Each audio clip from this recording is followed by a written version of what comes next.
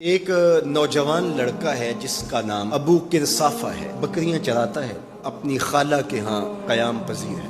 ایک دن اس نے حضور کو دیکھ لیا، اس کو سب بکریاں بھول گئیں، وہ بکریاں لاتا ہے اور چراگاہ میں چھوڑتا ہے اور آ کے حضور کی مجلس میں بیٹھ جاتا ہے۔ ایک دن خالہ کو پتہ چل گیا تو اس نے سختی سے منع کر دیا۔ ابو کرصافہ کہنے لگے کہ میں تمہاری بات مان لیتا ہوں، نہیں جاؤں گا، لیکن ایک بات تم میری مان لو۔ انہوں نے کہا کیا؟